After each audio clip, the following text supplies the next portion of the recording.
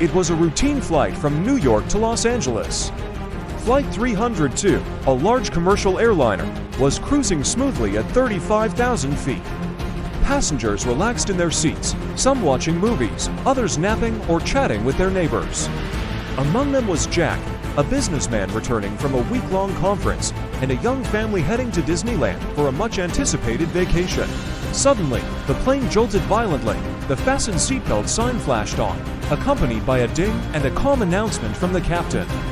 "Ladies and gentlemen, we are experiencing some unexpected turbulence. Please return to your seats and fasten your seatbelts." The plane continued to shake, and the turbulence grew more intense. Overhead bins popped open, and bags tumbled out. Jack clutched his armrests, his knuckles white. The young family held hands tightly, the mother whispering comforting words to her children. Then, the lights flickered and went out. The cabin was plunged into darkness, save for the emergency exit lights casting an eerie glow. A collective gasp filled the air, followed by nervous murmurs. The plane took a sharp dive, and oxygen masks dropped from the ceiling. "Put on your masks, put on your masks," flight attendants shouted, trying to maintain order as panic erupted. Passengers fumbled to secure the masks over their faces, their breaths coming in shallow gasps. The air was filled with the sounds of crying, praying, and desperate pleas for safety. The plane continued its erratic descent, and the captain's voice, now strained, came over the intercom. "Brace for impact, brace for impact." Flight attendants demonstrated the brace position, urging passengers to follow suit.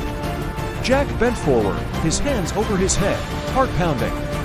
He thought of his family, praying he would see them again. The young mother across the aisle shielded her children with her body, whispering, "It's going to be okay. Hold on tight." The ground rushed up to meet them. With a deafening crash, the plane hit the earth, breaking apart upon impact. Screams of terror and the sounds of metal tearing filled the air.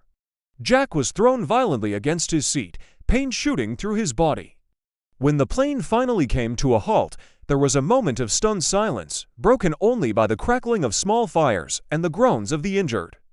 Jack, dazed and bleeding, managed to unbuckle his seatbelt. He looked around at the wreckage, the once orderly cabin now a scene of chaos and destruction. Survivors began to move, helping each other to safety. Jack crawled through the debris, searching for the young family. He found them huddled together, alive but shaken. He helped them out of the wreckage, guiding them to a clear area away from the burning fuselage. Rescue teams arrived quickly, pulling survivors from the wreckage and tending to the injured. Jack and the young family were among the lucky ones. They were airlifted to a nearby hospital, where they received medical attention and were reunited with loved ones.